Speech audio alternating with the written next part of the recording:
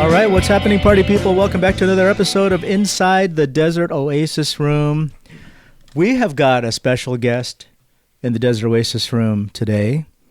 You might know this guest from a hit song from the 1980s that once this song has been stuck in my head all week because I've been thinking about you, Clive. So our friend Clive Farrington, formerly of When in Rome. Oh, thank you. It's funny you should say that about the song because sometimes I'm in Trader Joe's and it comes on and I'm thinking, who is Trader this? Joe's? Yeah. Oh, that's I'm thinking, hilarious. who's this? And it sounds very familiar and it turns out it's my song. But It sounds familiar. Yeah. I love that. Is it weird hearing your song now in a grocery store? Very much so, yeah. And it's like you get that feeling that there's a load of people around you that don't know.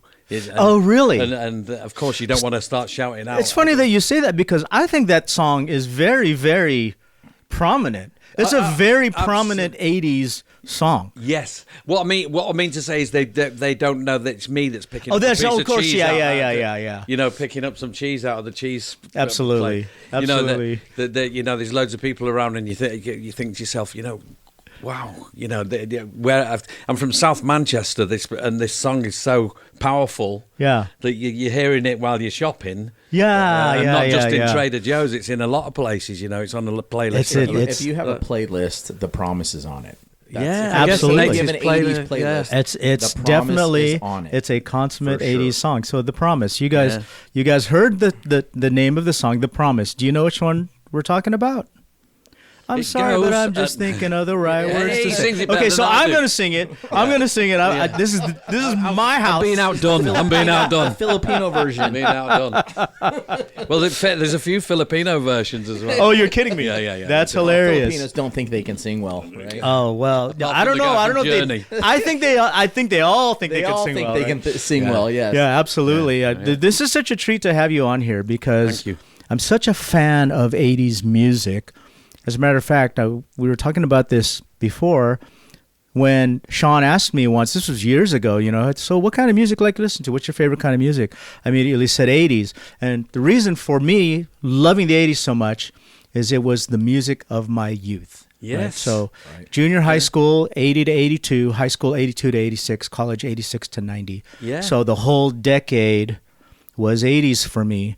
And all you guys from the UK, I mean, you guys killed it. You came over here. And we were talking about this on the way up, you know, in the car about, you know, artists, you know, it's very easy to say, oh, it's not as good as it used to be and stuff like that. And every generation says that. I remember mum and dad saying, oh, the music you listen to, we don't like it, da-da-da. Yeah. But and now it's more true than ever because there's a lot of depressing stuff around at the moment, and it's making. I think it's making the general public, if you like, the buyers or the listeners of music, it's making people depressed. Whereas in the 80s, we had all the clubs still open. You know, you could go places and listen to great music. And the secret was that for instance, like "Don't You Want Me" by Human League. It's a song about he's lost his girlfriend, blah blah blah. But it's got a beautiful up melody. It's got a melody that takes you up. And I think now people are more into the minor key stuff and get staying at home and being depressed, as it were. Whereas 80s was, you know, everybody was having a good time. It has such a personality. Yeah, it was such a specific niche in time. We can say that about every decade, right? The 60s, the 70s, the 80s, the 90s. But the 80s was such a fantastic window of time. Yeah. And my son, he'll be 27 this year, he said to me, he asked me one time, so Dad, what was it like growing up in the 80s? That's one of the decades I wish I grew up in. And he was born in 1999. And my daughter was. Yeah, and I said, it was great. You really missed out. Not only was the music, you know, I don't. Do we use the word revolutionary? What's the word that we use? It was fresh, wasn't it? It was really so very different. Fresh. And it took everything. I mean, I was born in the 50s. There's a song by Sting, The Police, born in the 50s. And it's all about being born in the 50s. So you've got the 50s music, you've got the 60s music, you've got the 70s, then you've got the 80s and a little bit of the 90s. And they were great periods of time in music. They're great periods of time. And I think we're stuck right now. We're stuck in a period where the bands don't want to. They don't want to make an effort. You know, back in the 80s, they made an effort with the clothes, and that's why the 80s is still very relevant. Because now, if you go to see Human League now, the stage set looks fantastic. All the keyboards are all beautiful white. Phil Oakey looked great. The girls look great, and they put on a great show. Yeah. Whereas now, I mean, I've been in a place where like you see the band setting up in a bar, for instance, and you think, oh, it must be good because they're really doing it. And then it's time for them to come on, and they're still doing the last night was a very different. I went to see Pat Benatar tribute act, so they came on, the very professional musicians she's got, so they come on and just get straight into the set. But I've been in to see bands where they've been there all day, they've sound checked, they've done everything, and they come on stage and they start tuning up. Oh, wow. You know, it's so ridiculous. You already did sound check and you're just tuning now? Yeah, so they come on stage and then... Yeah, that's crazy. And so you've lost interest all of it. Straight away you've lost interest. You don't want to see a band that's not... It's down to, you know, people think you can just jump up on stage and play your instrument. And it's not about being a great musician. It's about having the nous of rhythm is more important than melody. Let's stage presence. Stage presence. So again, that goes back to like Kraftwerk. That goes back to again the personality of the '80s, right? One of the things that comes to mind is when you look at an '80s, whether it's a movie or someone's having an '80s themed party, there's always someone with the flock of seagulls hair. Yeah. Oh yeah, right. Yeah. I've tried to talk Mike Gore into to get them made out of foam. You know, you can sell them as merchandise. You know, yeah. How come no one's ever made the? I'll tell you what, there's a fortune to be made the there. The wig or the hat that looks just like that. Well, that's not to take anything. Mike Score's a fantastic songwriter, a great person. I love Mike, but you know, there's a lot. I'm sure he wouldn't go for anything like that. But right. But the bobbleheads were the weird thing for me. You know, you get these guys that are like from Plumont, even Mike Score had the bobblehead made and stuff like that. It's and people buy them, and all the Napoleon Dynamite cast have had the bobbleheads made as well. So it's you know, is there a bobblehead of that? Is there a bobblehead? Yeah, of all the characters. Yeah. Okay. Wow. Yeah. That's pretty cool. Yeah. I'm excited to have you here because again, as a fan of the '80s, I want to know all about. I don't even know where to start. If I'm being honest with you, I have a gigantic list of questions. List of questions and like thoughts. Yeah. So I'm going to go through. I want to start asking you some of these because, and please just, you know, if you have stories that you want to add to some of these answers, please feel free to add those in there. And let's give a big shout out to our friend Tiffany. The charcuterie board has just arrived. Tiffany's just arrived. Tiffany just walked in the room with a bowl of food. Yeah, here we go. We're not messing around. Okay, so I'm going to go through my list here, and I'm going to try to get through all these questions. This might end up being a longer recording than what we're expecting because of all these questions. I got a whole sheet right here, Clive. All right, I've not seen any of them. And that's the truth. He has not. Okay, so let's start with the first one. We're going to go all the way back to the very, very, very beginning. Tell us about when and how you got started in music. I was this is the weirdest story. I used to hear this guy rehearsing drums, playing drums, practicing, and he was about 100 yards away, and it was in a doctor's surgery, and it was up. I lived on Old Meadow Lane, and Meadow Way went up. How old were you at this time? Probably 12. Okay. But I was already a drummer by that. I was the reason why I was interested in this sound that I was hearing is that I was already a drummer from about the age of 6 or 7. I got a drum kit for Christmas because I was into playing drums. Okay. So I did that. That was my first instrument, the drums. Just regular drums. Just normal. Because when I think of you, I'm thinking of '80s, right? I'm thinking of like electronic drums. Yeah. It's way before the electronic drums, and it kind of it morphed into electronic drums later on. Okay. But I used to hear this guy rehearsing, playing drums. I didn't know who he was. It was in the doctor's. He was obviously the doctor's surgery son, the son of the doctor's surgery, and I never met him. And he went to this school called Altrincham Grammar, which was a rival school to my school, Bradbury. And they went to school with all the Stone Roses. This was all after the fact. Stone Roses, all the guys in Stone Roses went to this Altrincham Grammar. Manny, the guy that just passed away, God rest his soul, went to Altrincham Grammar, and they all met there. So they formed this band called Stone Roses. And Simon Wollstonecroft the guy that lived up the road from me that I got to know his name, Simon Wollstonecroft, went to Altrincham Grammar as well. So he actually got to play with the Stone Roses a couple of times, and then he joined The Fall, a band called The Fall, who were not massively successful here, but they did have some success. They toured here, toured Australia, they toured all over the place. So it turned out this guy that I used to follow this sound. He was the guy that was in Stone Roses and da da da da da. But I'd never met him. I was too shy to knock on his door and say hello. Sure. I'd like. Well, you were 12 years old. Yeah, I'm listening to your drums. But we're talking of 12 years old. I used to go carol singing with my brother, and that was how I got into singing. You know, we used to go round all the posh houses. We used to we lived in South Manchester, which is probably the second most expensive place outside of.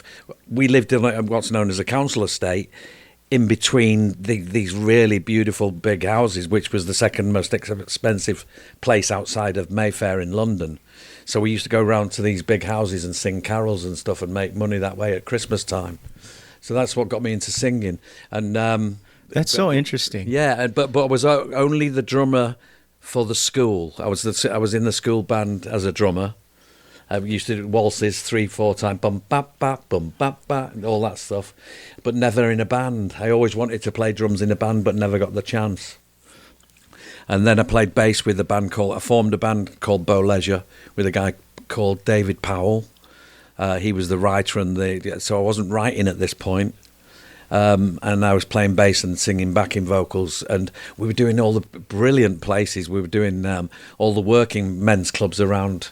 Well, I don't know whether you know about working men's clubs. Every engineer, because we come from a very, very big industrial area, Manchester, Trafford Park, yeah. very industrial. So every workplace had a bar that all the workers could go to after work. Right. They'd go straight out of work, get washed up, go straight into the bar, and they'd get concessions on the beer and everything else, and they'd put entertainment on. So we'd tour, and it was the best apprenticeship ever, because getting kicked out of places is part of it. You know, because we're playing our own stuff, and they're saying, "Wait a minute, do you know any stuff?" You were writing your own music back then already. Yes, it was already your own stuff. Okay. Dave Powell wrote one called "The Living Dead," and we played an old folks home, and it was.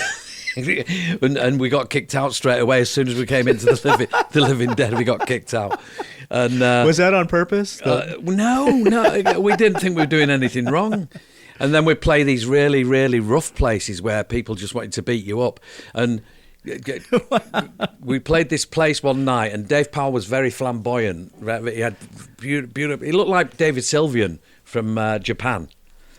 And these guys were giving us crap at the front, you know, really saying, "Oh, go, you puffs," and all that sort of stuff. "Get off, you gay boys," da, da, da, all that stuff. So Dave Powell, on his microphone, he says, "Right, let's stop." He says, "It's like pearls before swine."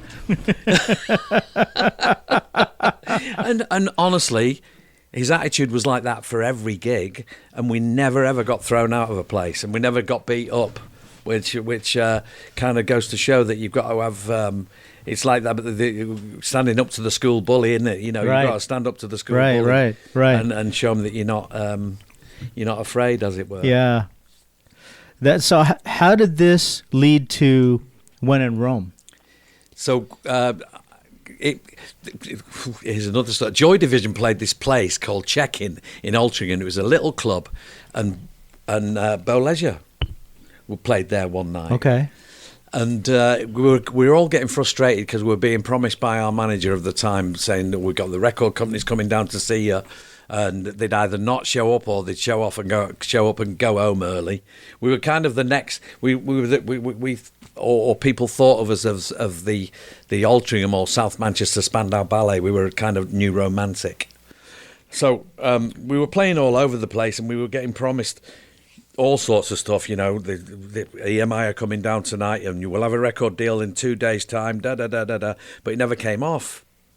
And I never really got frustrated about it because I wasn't bothered whether I just love doing it. I still do. I love that. I have the passion. It's not about making money for right, me. Yeah. It's for me, it's about loving what you do and not particularly jumping up on stage, but loving playing and stuff music, like that. yeah. So I was It always is a into creative outlet. yeah, but Dave Powell got very frustrated one night, and he decided to he kind of threw a fit on stage, as it were. Started throwing his stuff around, and my dad used to look after the band and look at the lighting, and he made lights out of.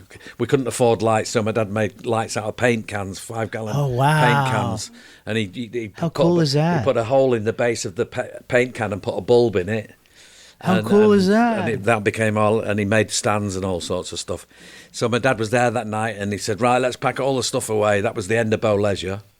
Oh, I carried on Bow Leisure. This is how Mike came into the band. Mike Floreal, who came into the band, came in after we'd split up because I kept Bow Leisure going with 2 new people, and with a new singer and a new keyboard player. So the whole of the band, apart from me, kind of went another way, and then I carried on with Bow Leisure, and that lasted maybe about 6 months or something like that. We played a few gigs here and there. Then that just fizzled out, and then when in Rome. Oh, so Mike stayed with you. So Bow Leisure fizzled out. Mike stayed with me, and my dad had turned the garden shed into a little studio, and we had it was it's smaller than this place. Your dad was resourceful. It was about half the size of this place. Half the size of the Desert Oasis room. Yeah. Okay, wow. Yeah, and we had the keyboard play. My dad worked for a company that supplied Dexian shelving, which is like Meccano. So you could actually put this stuff on the wall and build it out like that. So we put the keyboards in it. Okay. So we played the keyboards that way, so that saved space. And we had the mixer in exactly the same way. The mixer was on the wall as well. So we had all the floor space. I think there's a Journey video where they play the keyboards on the on the wall. Journey copy does. That's right. Yeah. That's right. So, and then of course it got into the point where we were. This great story with Mike, because Mike's name. Of course, I can mention this. His name's Mike Nuttall, really, and I'm sure he won't mind me mentioning this. But I said, you need a pop star name for this band. Okay. And we're not in Bow Leisure anymore, but we're still writing songs. I said, if we're going to be in a band, well, we thought we were going to carry on with Bow Leisure, but it fizzled out. But I said, you need a pop star name. And we went in for a coffee, and my mum was eating a box of chocolates called Floreal. He had Floreal on the side of the box. So there's your name, Michael Floreal. So that interesting. He became Michael Floreal from that. And that was the same with all the other members. I called them all these weird names because I thought that's what you had to do as a pop star. But that's how we then decided. Oh, I met Andrew then. We used to go to the Hacienda, and before the Hacienda there was a wine bar in St Anne's Square in Manchester called Hort's, and it's where I met Andrew Mann. Oh, okay. And he was one of those faces, like we had a magazine called The Face because, all like the Blitz, for instance, where Spandau Ballet started. They started their career at a club called the Blitz. All the faces of London used to go there. All the guys, the guys that was like the fashionistas, the fashionistas. Okay. Yeah, the guys that were ahead of the game as far. Yeah, and we had our own places like that in Manchester, of course, because New Order, Joy Division, all them lot came from out of there. So we had a fashion thing going on at the same time as a music scene. So Manchester has always been known for that. We had a club called Pips before Hacienda, and it's where and they had a room called the Roxy Room where they played Bowie. They played I remember The Passenger was one of my favourite songs by Iggy Pop. Susie did that. We were talking about Susie, and she did it as a cover number. So they played all that sort of music, but fashion went hand in hand. I actually remember dancing in a bright red suit to Simple Minds, I Travel, which was way before their big hits. You know, it's funny when you say that. Fashion did go hand in hand, right? Yeah. Like I think of Duran Duran. Absolutely. And Spandau. and Spandau, all suits. Yeah. Even Simple Minds. Yeah. Yeah, wow. Yeah. Great. And some of them lose it. Very preppy look. Yeah, but the weird thing is people have lost it now. That's the I think that's the point. They think they can just jump up on stage and think, we can do this. And I think I really honestly think it's going to come round again because somebody's going to be daring enough to get to. And I think a great idea would be a Kraftwerk, but they're all female. Yeah, that's a great idea. All white suits, all white keyboards. I'm surprised it hasn't come back yet. To be quite honest with you, yeah, It's gonna. Somebody, what we've lost that the connection with fashion. You've noticed that kids are going to the shops now in pajamas. Well, yeah, that is not a fashion. That's just laziness. That's laziness. There was there was an article I read about. He was a captain of an airline where he said. And he was reaching retirement. He said, before I retire, I'd really like to see people go back to the olden days of flying when it was such an event that they dressed up for it. Absolutely. So these days, people are walking onto an airplane in their pajamas. Yes. And they're wearing their little booty socks and their PJs, and they've got their pillow and their little stuffed animals, and they're like adults. Yeah. It's It's the same right across the board. It's the same thing. But there are bands out there. This is the point. You see, I've just started this a Facebook page. I thought that's first place to start is a Facebook page. I've called it NewTube. Oh, there you go. And it's concentrating on brand new artists. Yeah. Because on YouTube, people will go, well, it's a different thing. That you get that argument. It's a different situation we're in now. No, it's not. People still want to hear music. Why MTV was taken away when everybody loved it, and it was turned into... That kills me. It was actually turned into people looking at other people's lives. Right. I don't care what other people do in their own turned a reality show channel. Yeah. What I do care about is music. I really care about... Absolutely. If back in the day, we used to run home from school on a Thursday night to watch Top of the Pops. It was like an event. Right, Top of the Pops. Yeah. Body right now doing new music. Yeah. That Top of the Pops was how you knew you made it. Yeah. And I remember that as a kid. We didn't get to really see that out here in the States because that was an English thing, but we had Video One. We had VH1, we had MV3. So if you didn't have MTV, right, you would have to watch normal TV because before you'd have to, it was like cable and not everybody had it. So I watched Video One with Richard Blade, and and he was the VJ. But I don't and that's where understand the why new stuff came even out. Richard Blade doesn't make a play for it anymore. It's like Richard Blade should be saying, "Let's bring it back. Let's bring TV." I agree with TV you. back. I remember the first video I saw on Video One when I was a kid in the '80s, and that was Real Life. Send Me an Angel. Yes, that was the first. I've played with him a few times. That was the first video I saw on Video One, and then you would tune in at 6:00 every night on Video One and watch David. I don't remember Video One, but the first time I saw a music video was on TV. It was called On TV. It was a box that you put on top of your TV that had a dial on it that was on or off. And when you turned it on, you put in channel 3 and you turned it on. And late at night, they would play music videos between movies. And the very first music video I saw was Girls on Film. And like Duran Duran, fantastic! And there's a couple of scenes in there with some topless girls wrestling. In the mud wrestling, yeah. So like me as a kid, got banned in it, I think. So I'd stay up to watch that stuff, right? Do you see what we're like discussing here? It's like the I don't know what you would call it, but music videos were coming that in the 80s. That's when it started to make. Well, yeah, it was a new thing. You knew where you were at. You knew what the first music video you saw when you were a kid. Yeah. I don't know if kids, and other generations remember that. Yeah. Because they didn't have that great thing of, wow, it's now music like videos. I think about all this stuff, right? Like, our kids are living in a different time and they have all the technology that we didn't have, but they sure as hell missed out on, all of that, right? Music video, like when a new artist or when an artist would come out with a new video and the anticipation behind the new video. Thriller. Right? That was the best. Thriller was huge, Thriller was right? huge. It's like half movie, half music video thing. Yeah. And one of the things that actually kind of saddened me is one night I remember thinking to myself, there was a time when I used to spend a Friday night walking around Tower Records, just looking at our records. Absolutely. And I was saddened thinking that my son or my daughter will never know what that feeling was because that was cool. Wasn't it? Did you ever go in the booth and listen to a record before you could buy it? Yeah. My uncle Noel owned White and Swales, which was a record shop. And I remember I used to listen to John Peel between 10 and 12.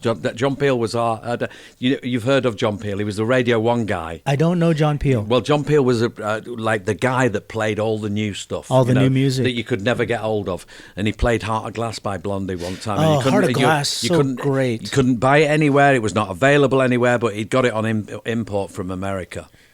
So, we had our guys over here that was doing that stuff. Jed the Fish. Yeah.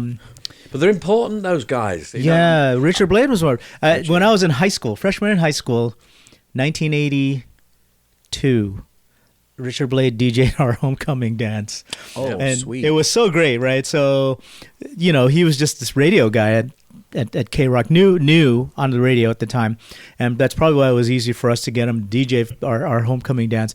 But the girls were screaming. They were screaming. Right. And I just remember him like signing autographs and taking photos, always smiling, and had time for everyone. Absolutely. I had become a fan. And he's such a staple of 80s music. Yeah, right. He was right just at the right time as well. I mean, he comes from, I think it's Torquay or Newquay. He comes from in Devon, and he came just at the right time over to America absolutely. to bring the English sound with him as well, to bring the new wave songs and stuff. And I love that you just say the English sound. Go ahead, Shaun. I got to go back. I actually, when I said David, I meant Richard Blade. I work with a David Blade. Okay. But you I got him confused, but Richard... You mentioned Real Life, though. David, it's David from Real Life. I think you mentioned David at that point when you said Real Life. Yeah, right, yeah. Dave Sterry. Yeah. Yeah.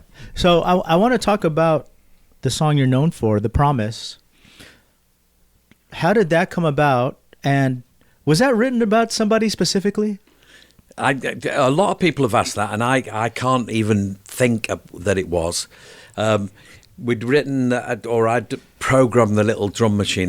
We had a TB303 drum machine, and I was always into those impossible beats, that the beat of The Promise. Yeah. And I was a bass player as well, so I came up with the rhythm and stuff. There's always been an argument as to who came up with that main melody, but that's exactly where the melody came from. I never wrote the song down. It was never written down until we got to the studio. So we had that thing going, and I just come out with, if you need a friend, don't look to it. And that's the lyrics that came out of my head right there is the lyrics that we kept.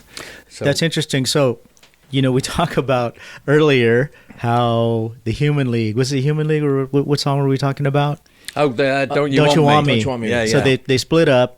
And he's talking about a breakup, but it's an upbeat, danceable, really cool song, right? Exactly. And the promise is, "I'm sorry." I'm sorry, but I'm just thinking. Exactly, and it's this upbeat, fun song. Yes, right. I guess that's where the trick, isn't it? I mean, that's obviously that's the formula. It's got to be. Yeah. People have been looking for this formula for a long, long time, but that's definitely the formula. That you write something that means something to somebody, and put a beat to it. You can dance to it as well.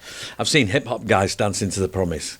It's mad. Has it been sampled by hip hop guys? I guess so. Yeah. Yeah, it has to have been. I've seen them doing 4 different mixes such on an iconic four song. decks. Do you remember the first time you heard it on the radio? Oh, yeah, I think I do.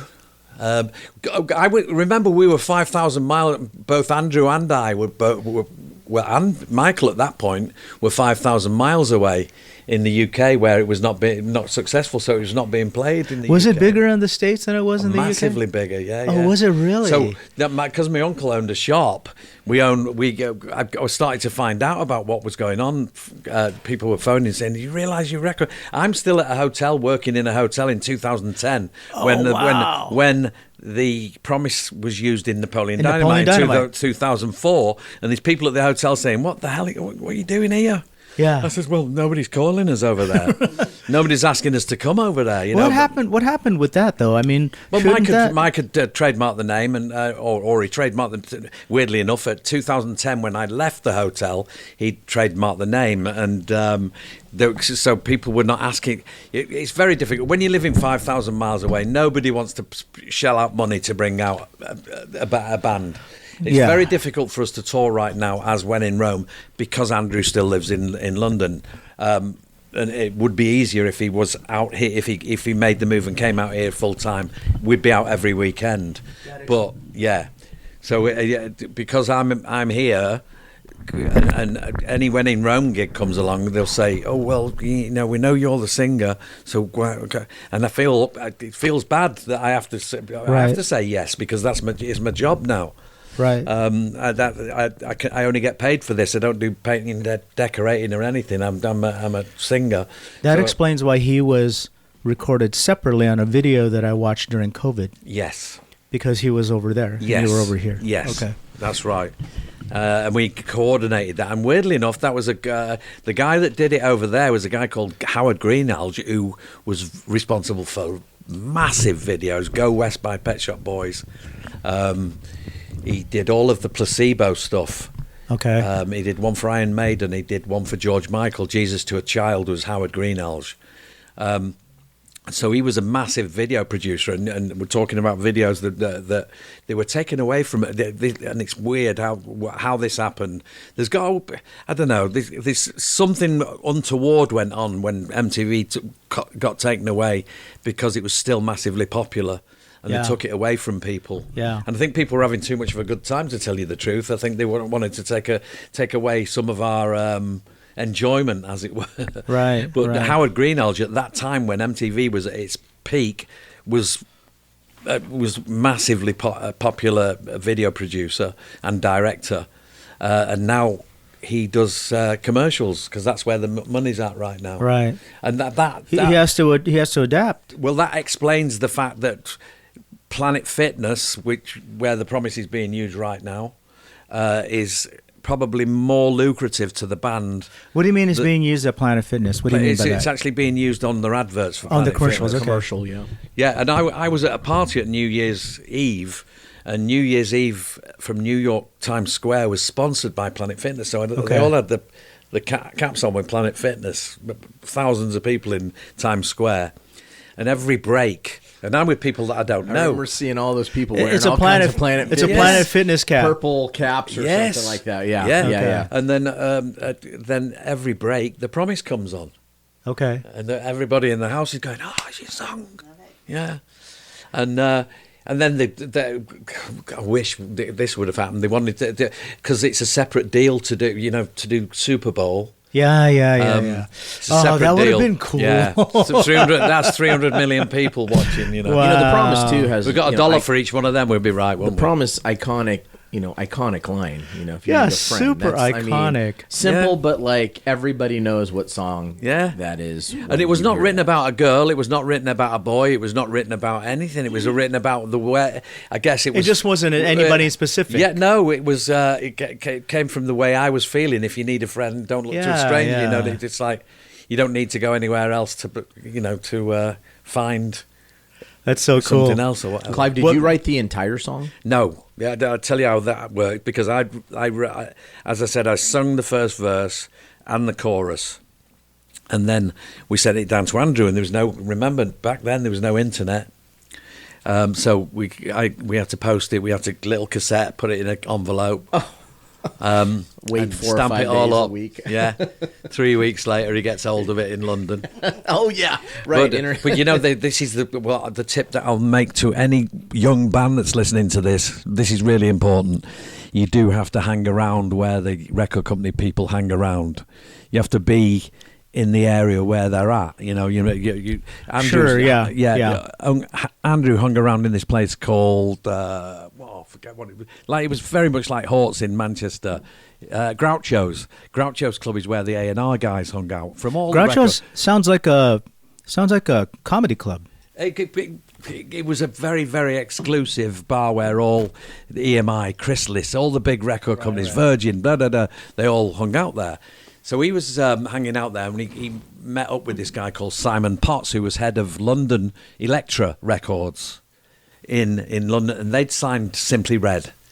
So they wanted to sign. It played him the cassette, which was just the first verse and the chorus that I'd recorded. And he said, "We want to sign you." So we got signed on a first verse and a chorus. Then Andrew wrote the second verse. Wow. Yeah. Oh. Yeah. So, and then because Elektra Records had just opened up in London for some reason, for whatever reason, they decided to close London's offices, Elektra, and took it back to America. And Simon Potts got moved. Our A&R guy got moved back to America. So it was very difficult to deal with the 8 hours time difference. So we couldn't keep up with anything that was going on. So we got. Luckily, we had a guy called, God rest his soul, he's no longer with us. Not many of these record companies, guys from the 80s are still with us, because I think they were having too much of a good time, and it leads to a shorter life. Yeah. But partying. Mick Clark signed us to Virgin Records. They were still interested after we'd done a showcase at No Miss. Now, No Miss Studios is very famous. It's where a load of bands have done this. It was owned by Simon Napier Bell, and No Miss is Simon backwards, and he managed Duran Duran. So lots of close stuff going on with the other 80s bands. So after this showcase, Virgin was still interested and they had to buy Elektra out. They had to pay Elektra for everything that they spent. This is all the behind-the-scenes stuff that no one knows goes on. Oh, no. When it happens with every band every band on earth goes through exactly the same thing. And this is like the politics behind the business of making music. This is why some bands disappear sometimes. Absolutely. Right? Yeah, absolutely. So, a lot of bands don't last the... I was watching this movie the other day, documentary, Boy Band Confidential, and it's all about the boy bands, all the stuff that goes on behind all that stuff, And back in the day, they used to exploit bands, Milli Vanilli. Sure. The greatest example of two guys that were exploited for the looks, rather than thinking, well, they need to sing as well. It's not just looking good that matters. You've got to be able to do the stuff as well. Right. I'm still waiting for the documentary on that, or not the documentary, the biopic on that one. I think there's an interesting story there, and there hasn't been a movie yet filmed about it. For the boy band stuff, you mean? About Milli Vanilli. Oh, the Milli Vanilli. Yeah, well, that's got to happen, hasn't it? Yeah. But the guy, my friend Shant, who runs the ice cream, we do a lot of stuff with a guy called Shant. He runs Archie's Ice Cream, and we do this thing where we have wrappers made with the band logo on, and we throw them out at Pershing Square on a hot night, and blah, blah, blah. Oh. It's just a fun thing to do. Yeah. And he did a gig with him. He does rock and roll. We call him the rock and roll ice cream guy. And he looks like this in the back of the truck. He's got it all rock and roll ice cream guy. Yeah, he looks great. Yeah.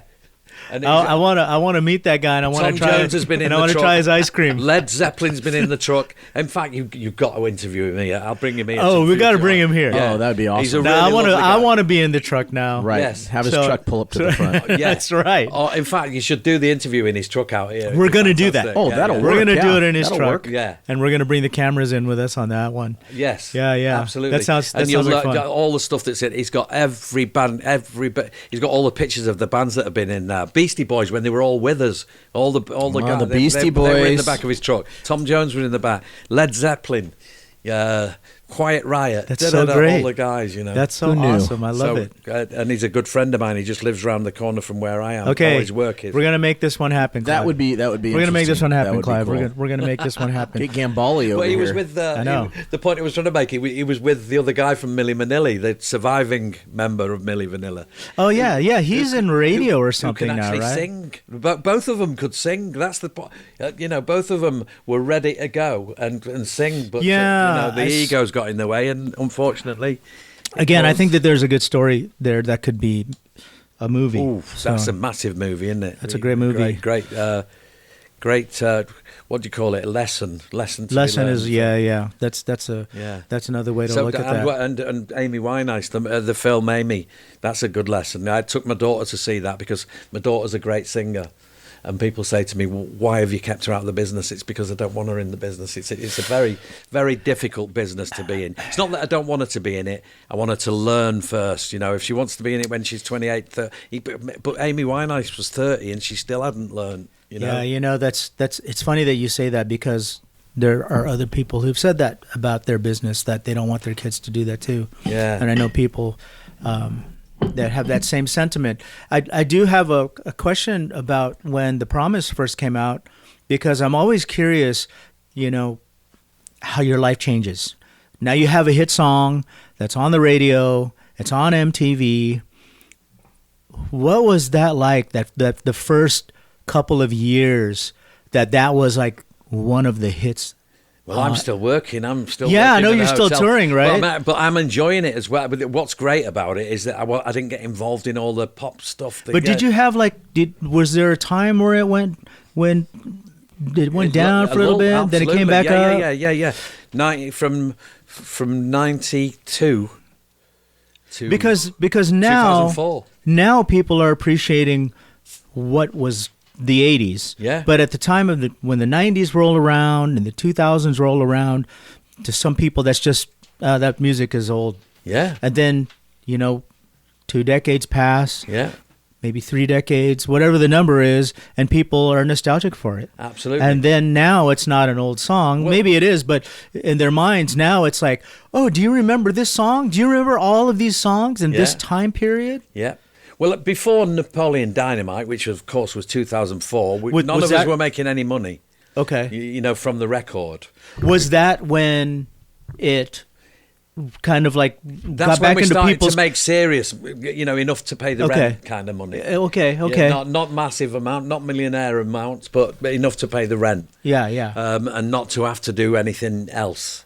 But there again, I was doing something else for 6 years after Napoleon Dynamite, because it takes a while for any kind of money to trickle through anyway. I was still in a job and still loving the job. It was one of those jobs that I couldn't wait to get in and didn't like going home. That's a rare one. I loved it. Yeah, that's a rare one. Most people don't like what they do. Yeah, absolutely. But I've always said that to Saskia, my daughter. You know, you don't stay at a place if it makes you unhappy. You know. Yeah, absolutely. That's a life lesson too. Yeah. Do you have any stories that you can share with us about life on the road? Fan stories? Well, Brazil's a great story, because Andrew tells this one better than I do. We played a place in Sorocaba that was 50,000. It was a 50,000-seater stadium. And the record company had got a bus full of girls following us.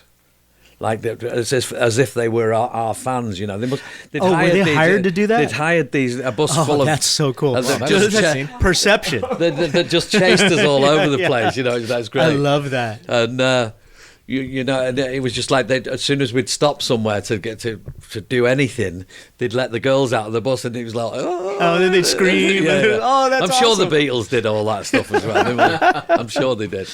I've heard those kinds of stories. We got into this place, and we were playing our stuff because a lot of we play backing tracks, we still do, because the production is so intricate, you know. Because the time spent on a live show is just as important. The technical side of it is or the production side of it is massively important for us. Yeah. Some bands can do it, most bands don't. You know, the biggest bands in the world use tracks. Sure, yeah. Pat Benatar did last night. Not Pat Benatar herself, but the tribute band, yeah. You know, you had these really beautiful, powerful backing vocals that are on track, and that's what we do. So we took the backing tracks to The Promise and Heaven Knows and blah blah blah to Brazil with us on this time the best technology was DAT, digital audio tape. Yeah. So I had a Sanyo. I bought a little tiny Sanyo one very rare. That I mean, probably worth a fortune now. I was going to say it's probably worth a lot of money. Yeah, so I took it out with us, and we had 4 copies done in a studio. We recorded all the stuff in a studio. Spent about 6 weeks getting all this stuff together on that tape. Took 4 copies out with us, and the very first night at this 50,000 seater stadium, it breaks down. Oh, it stops, and they couldn't get it going again. So I went and by this time, this is a great story as well, because it was Matt Rowe who was playing keyboards for us. It was after Mike was in the band, and after we'd split up and stuff. And we had Matt Rowe, who went on to produce the first 3 Spice Girls albums and write pretty much all of the songs for them. But while he was out there, he was the youngest member as well. It was funny, because we'd go to McDonald's just to get something to eat, and all the young girls would be, Marty, Marty, because he was the young guy, you know. Right. And so I got while this tape machines broke down and there's 50,000 people, I went up to him, I whispered in his ear, I said, just play, give us the C, A, and the F, the promise. So he's going to playing that. So I go, if you need a friend, and it just goes mad. I love it. It goes mad. But in soundcheck, the funniest one is Andrew tells the story of that when we put the tape machine on, loads of bats came out of the speakers because they'd not been used. They were living in the speakers. Oh my God, that's hilarious. The bats were living in the speakers, and then, so they flew out when we first started our stuff up. Hey, Clive, you mentioned a couple times Heaven Knows. Yes. Who wrote that? We did. Same process. Same process, right? Same process. That's a great song. Yeah, that's a great song. Thank you. I mean, I don't know if I'm familiar with that one. It's a good song. Yeah. Was that did that chart here in the States, or is that? It did. It went 40-ish. Okay. Yeah. Somewhere like that. I'm gonna have to look that one up. Yeah, that was written just after. In fact, it was one of those that we'd written way after. The Promise was the very first one. And then, of course, we had to think about an album and putting all the album together, and one of them was Heaven Knows. And there's kind of like a little riff Andrew does, like... Oh, a little rap thing. A little rap thing, right. Oh. Yeah, I love you both want, I love you both waste, I love you both want, and I love you both waste, something like that. Yeah, he knows it more than I do. So when the Promise became a hit, were you trying for a long time before that, or was that kind of the first thing that you wrote, and then, boom, it hit? You know what? I never ever thought about. I just love playing, and I never thought about getting a record deal. I never thought about performing. This is great because I had started work at an engineering factory in the 70s, just before When in Rome, and before Bow Leisure. And the foreman at the factory, it was one of those bloody factories where they made these things that you put lathes on. You stand lathes on for leveling lathes, and it was dirty. And my job was to grind these things, and it was a filthy job. And Foreman was in a band, a cover band, and their bass player was ill, and they was going around the factory asking who could play bass. And I said, I play drums. And I knew Graham Mather, and he lived near me. He was their drummer, and he's brilliant, really good. So they didn't need a drummer. They wanted a bass player. I said, sorry, I don't play bass. And he went round the factory, and he came back to me. He says, I've been trying, nobody wants to play. He says, if I give you £30, will you go out and get yourself something? Get yourself a guitar, a bass guitar, and you just stand in and just pretend that you're doing it, you know. And were they going to use a track for the bass? Well, them days there was no track. There was no tracks at all. They just wanted you to look like you were. Yes, okay. I guess so. But I said that I want to play. You know, if I was going to play, I want to play. So I went out to Woolworths and I bought an Epiphone semi-acoustic copy. Okay. Bass, and I loved it. It was a beautiful bass. And I got them to transpose all the songs to E, A, D, and G, which means all open strings. So I didn't have to do anything with the sound. So it said bum, bum, bum, bum, bum. That's awesome. I already knew to stay on the beat with the drums and stuff. So it was just like plucking the right string. Now this song's in A, second string, bum, bum, bum, bum. Yeah. Yeah, and just make it look good, you know, dance with it a bit. That's awesome. I love it. So that's how I started playing bass, and bass became my instrument. Then I used to watch Bruce Foxton. So then you had to learn. I had to learn it properly. You had to learn it, yeah. Yeah, and I got myself a Rickenbacker. I remember because Bruce Foxton had a Rickenbacker from the Jam. Weirdly enough, he's called From the Jam now. He calls himself From the Jam, from the jam. Yeah. Yeah, that's one of those weird things that you have to be careful with how you title your act. It's weird how these promote your multimillionaires act, get right? all pissed off about that, about other members calling themselves the band name, you know. The guys that were the front men before are multimillionaires, and they still don't like it that a band that they used to be in wants to call themselves by the original, but they don't have anything to do with the band. You know, they're not in a band anymore because they've got a lot of money. Lots They of got a lot of money. Yeah, Lots I of won't the mention any names. There's a few of them. Yeah, well, you don't have to. I think our audience already knows about some of those stories. Yeah. So when you tour, you're still touring, right? Yes. So when you tour, let's talk about The Promise. Everybody do wants to do you ever get like, so if you locked me in a room and played that song, no offense, Clive, but if you played that song again and again and again, I would go batshit crazy. What does it feel like to perform it again and again for what? Almost 40 years? Well, I think you have to respect the fact that people really love the song. Yeah, so someone said that, another performer said that in an interview. Yeah. That they realized how much joy this particular song brought to their audience. You can't say anything, but you know when I hear that changed the way they think about Yes. performing the song. Yeah, I've heard many musicians saying, "Oh, I don't that song that no, you can't do that." It's what made us all what give us what we have right now. It's pretty much all from The Promise. That's a great perspective, because I know that some bands maybe they take that for granted and they have to play the song because that's what the audience is paying for. They want to see the music that made them popular. Yeah. But they'll change it. Yeah. To keep themselves from going crazy. Well, they change the way that it's we performed, do, right? Yeah. And you do that too. I do. We do an acoustic version. Really? I like we did in Brazil. You know, Pancho, for instance, RMD. He'll play like a beautiful piano rush, and then I'll sing the first verse and sing the chorus, and then go into the proper tune. But it was interesting. I was on the cruise last year, and Gary Newman was on, and he did a set. The set that because there's two lots of like you have a green ticket and a blue ticket, two different coloured tickets. So one goes to the matinee, one goes to the later show. The matinee for Gary Newman was all his new stuff.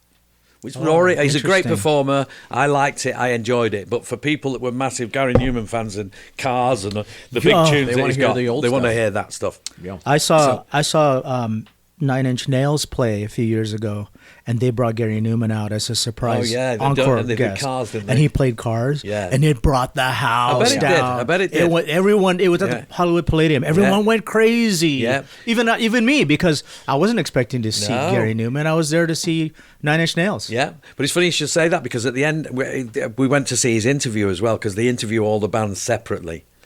So, the guys from the same guys that did, with Richard Blade, those radio guys, they're all on the cruise, and they interviewed the bands, and they interviewed Gary Newman. Okay. And Gary Newman said, I'm really, I know that everybody wants to hear Cars, but this is the best stuff that I've ever done, and blah, blah, blah, blah, blah. Yeah. So then I go on a couple of nights later, on the last night of the cruise, I go on and do the Promise with the Reflex, and it brings the house down. Of course, it's like everybody goes mad. The Reflex is an 80s band? Like 80s they're tribute from band? around here. Yeah, they play all over the place.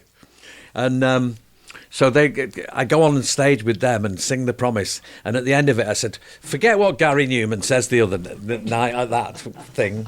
This is my only song. This is the song that brought me here on the cruise. This is why I'm on this cruise right now, this very song. And I said, you can't, Gary Newman, but I didn't say anything like that. Yeah. I kind of. I know you're saying, like, you know what? Like, I appreciate what brought me here. Absolutely. Yeah, I know. And I bet you're wondering why I've got silver nails as well, because I've started playing the bass again. Well, so for our listeners that can't see what Clive is talking about, his nails are painted silver. Yeah. And I just thought that was a rock star thing. Well, thank you. Yeah, it kind of is as well. But it was more likely because I started playing bass again, and it's always good to and I play with my fingers as well, so I play with all the fingers. So it just makes it look. I just thought, oh yeah, He's a rock star. He's got the painted nails, cool glasses. I want to see you perform. We're next week. We're at Ontario, which is not far from here, is it? Toyota Arena. Okay. Yeah. So, what's the show that you're performing at? It's called, I forget what it's called. It's Quintero Rock. It's like the weekend is supposed to be like because it's a big Latino area over there. So it's very Latin influenced. But the first night is all new wave artists. We've got Dave Wakeling from... I used to watch him perform all the time. Yeah. He performed all around Orange County But all I the don't time. know how I was going to do it, because on the poster it says... English what's it called? His other band called Publix, General Public, General Public. and the English Beat. So I don't know how both bands are going to perform, because he's in the same band, and then he's going over to a gig. So I think he might be playing just music from both bands. Probably. I think that's it. Because that's what he used to do. General Public would be great to see too. He'll be playing all those tunes. Yeah. Tenderness. That's a great song. That's another great '80s song. It's a great '80s song. That's what was the Weird Science? That was what was that on Weird Science? Weird Science was Oingo Boingo. Yeah. But at the very end, when they're driving the Ferrari, they're playing Tenderness when they're dropping their girlfriends off. Okay. Wow. Yeah. Speaking of Oingo Boingo, do you still keep in touch with any of these acts from the '80s that you used to probably tour with? Well, the weirdest thing is that I've never met them while I was in the UK. I never met any of these guys, and I had the pictures up on my wall. The Human League and all those guys. Roxy Music's a different thing altogether, but the '80s guys, I had their posters on my wall, and then you meet them over. The only time I've ever met any '80s artist is here in America. Okay, but they're from there, of course. They're from the UK. Yeah. And I met David Sterry. You were talking about David Sterry from Real Life. He was on. We did a show in the Philippines at Okada. Okay. The resort Okada. It's a beautiful big. Mate, it's fantastic. He was doing that from Australia. They flew him in from Australia, and he did the cruise with us as well. And this was 2024. We went. We played first, and then he went on after us. Real Life. Yeah. So it was When in Rome and Real Life. Yeah. Yeah, it's cool. Well, okay, so we are reaching the 1 hour mark. Wow, so that was fast. I know it was really fast, right? Really fast. So we are going to call this one finished. Part 1. Should we do a part 2? If you guys want to see a part 2, put it in the comments, and maybe we'll do another part 2. But what I want to know is, what are you doing these days? I know you're touring. Do you have any new music coming out? Well, I have a studio in Orange County where Shaun and Tiffany picked me up from before. So I've got this big 35-foot trailer that's got my studio inside it. Oh, very nice. And of course it's towable as well, so if I get pissed off with where I'm at, I can tow it to where I want to be. Maybe Hawaii next, to get it on a boat to Hawaii. You never know. Yeah, I love it. If people want to follow you on your social media, When in Rome, it's Farrington and Man original band, or When in Rome featuring Farrington and Man. Okay. And then my personal one is Clive. It's open to anybody really, because I can pick and choose my friends. If there's any nutcases on there, we get rid of them quick. Right. Well, this nutcase is about to go in and click add friend.